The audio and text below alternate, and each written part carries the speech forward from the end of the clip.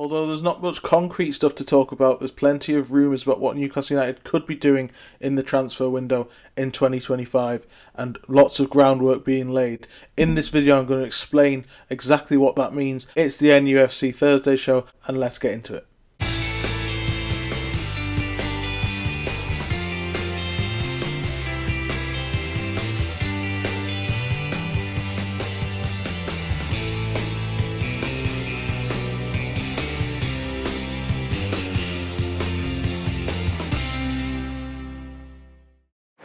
Hello and welcome back to my YouTube channel, welcome back to another video. As always, please continue to like, share and subscribe to the channel and the videos. Really appreciate all the support. The subscriber base is growing every video. All the comments and all the enjoyment of the NUFC weekly shows being back. Really enjoying doing them. Even though there hasn't been much movement in terms of transfers to Newcastle in or out, plenty of stuff to talk about. I know a lot of people might roll their eyes listening to that intro, but actually I think it is quite positive because there is groundwork being laid for deals perhaps in the summer, maybe even later in the January window if a sale goes through. There's been plenty of updates this week. One of the first things we spoke about this month was Jonathan David and how Newcastle could be one of the 4 teams Sky Sports News said had spoken to David's camp about a deal in the summer. I think it's pretty clear that that is the case because the Chronicle this week have reported that groundwork is being laid for a deal. There's been talks with his agent and his camp, and also Newcastle scouted David at Anfield as he scored a goal in the Champions League in a defeat for Lille at Liverpool. And this is not really a surprise to me. We've spoken about him quite a lot. We've done that video with Steve Caldwell, who explained why he would be a good fit, why he'd be the right type of player and person for Newcastle. We've done all that. We know that his name has been on the list a long time at Newcastle. He's been heavily admired by scouts at Newcastle and other clubs, and this is going to be a difficult deal for Newcastle to swing because he's on a free transfer.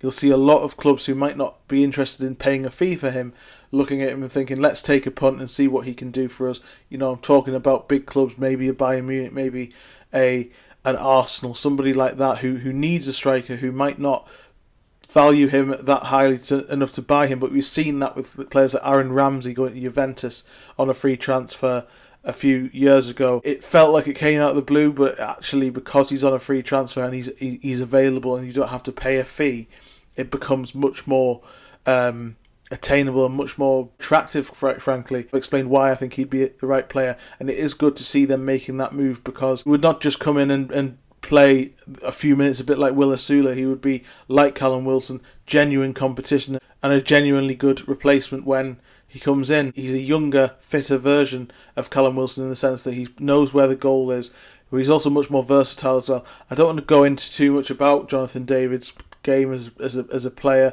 because I've spoken about it so much.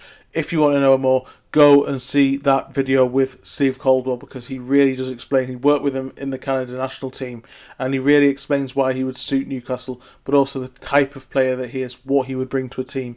And Newcastle making moves like this is a real positive for me because it solves a striker issue right off the bat. And really, in my opinion, they should have bid for him last summer because he was available for around £20 million.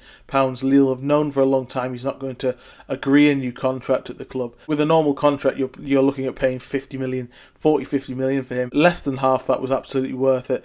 And he's shown this season with goals against Real Madrid, and I think he's in dual figures in Ligue 1 already, that he's really that type of player that would come in and make a huge difference for Newcastle. So the fact that the ball is already rolling with the agent and the fact that the scouts have been watching him is a real positive. Let's see if Newcastle can swing this, but as I say, there will be plenty of competition for his signature. Lots of clubs have been linked. Already 4 clubs in the Premier League have made that move, and there'll be plenty of clubs abroad as well. He's been heavily linked with both Milan clubs in Germany as well. So it would be a tough deal to pull off, but absolutely imperative that Newcastle are as close to the front of the queue as they can possibly be, because he would really make a huge difference to Newcastle's attacking options from next season. Another big thing that we want to talk about before we get into the main topic of the conversation is Tyler Dibling. Yes, we've spoken about him as well already. Newcastle's interest is clear. He's known very well to the scouts. He's known very well to the youth ranks as well, because he scored a hat-trick at St James's Park for Southampton's youth team a couple of years ago. A real talent, a really, really good player. Southampton's shining light this season, and no surprise that other clubs are looking at trying to take advantage of his situation and queuing up to signing him. RB Leipzig, another example of that sort of British core of players going over to Germany. They are very interested in him. Sky Sports News have said that they would be willing to pay 25 million for him. I don't think that would get anywhere near what Southampton want. As I've mentioned in previous videos, Southampton are really tough negotiators, even when they get relegated, as they showed with Newcastle and Tino Livramento, Romeo Lavia, and various other players as well in the past. They very much do get good profit on their players, and Tyler Dibling is their star man and their crown jewel, basically, so they'll fight tooth and nail keeping him. And the fact that he's only a teenager, maybe playing the Championship next season, might not be the worst thing for him, so they could quite easily have a say in this. It isn't a guarantee that he'll definitely leave next summer, in my opinion. Tottenham have been heavily linked as well. I think this one is unlikely from a Newcastle perspective. He isn't ready yet to step up to the level of Anthony Gordon or the other attacking players. He'd feel a little bit more like a Lewis Hall type player who'd come in and develop, and that would long term be a great signing. But my opinion is, and I think a lot of people share this as well, that Newcastle need somebody to hit the ground running on that right hand side. It's been so long since they've upgraded there. They need a real big name player, and as much as I really like Tyler Dibling, I think he's a fantastic player. Again, I've talked about him in previous videos. I just think that deal wouldn't make a great deal of sense for Newcastle, given the level of competition. They don't tend to go in for players when there's a bidding war, which might also impact their ability to sign Jonathan David. But also the fact that he isn't ready to hit the ground running at a team that might well be playing in Europe next season is a big thing for me. I think it needs to be a key big upgrade on that right hand side, especially for the money that he'll end up paying for Dibling. So I think he might very well go somewhere else. And that's my feeling on it. Newcastle very much do like him, so if the opportunity arose, they've shown that they're opportunistic before. They could strike, but I think that opportunity is not as clear cut as maybe some people are hoping it might be. The big talking point of this video, lots of people I've seen on social media, a couple of people have asked me as well, why are Newcastle United not looking at Rayan Cherki from Lyon? Right hand side playmaker, can play down the middle as well, really supremely talented. He's only 21 years old. They're shining light as well. They've got financial issues, so he's available at a cut price deal. His contract is running out. It seems like the perfect storm. Why are Newcastle not going for him? And there are a couple of reasons. One, again, a lot of clubs have also got him on their radar, but those clubs aren't making a move either. Usually when there's a player available for a price that doesn't seem to fit their value, it's because of an external factor. So it feels a bit like the Federico Chiesa situation. Lots of people said he was down at a cheap price because he was unwanted by Juventus. Why weren't Newcastle striking? Liverpool did that, and he hasn't played very many games. Now, Cherki's situation is not the same as Chiesa. Chiesa was an injury risk. He hasn't hit top form when he's played in the last couple of years. That's why he always felt like a deal that Newcastle shouldn't have been wanting to do. Cherki has played well when he's played, and he has played quite a lot of games, and he's become a big key player for Lyon at a very difficult time. They've got obvious financial issues that have been well documented in the media recently. French football has got well documented financial issues as well with their TV rights deal, which also means that this market that Newcastle have previously looked at and got a lot of joy from is a possibility for Newcastle to look at in the summer. But Cherki specifically, I've spoken to a few people in France, and his attitude isn't particularly great. His agents are really difficult. There was some leaked text from the Lyon owner, John Textor, who also owns Crystal Palace, explaining that the agent was not dealing very well with the contract negotiations. It was tough to deal with them, and I think that is a whole mess that Newcastle United don't want to get involved in. I think that is a key reason why they won't sign Rayan Cherki. I might be wrong, but this club doesn't feel like it can rely on the type of characters that drove the team in the past. If you look at Bobby Robson's time at the club, he really embraced that sort of chaos rogue type character. He built a team full of those players like Kieran Dyer and Craig Bellamy. Volatile situation, but he skillfully dealt with it. Under Alan Pardew, Hatton Ben Arfa coming in, they sort of embraced that chaos and got what they could out of him.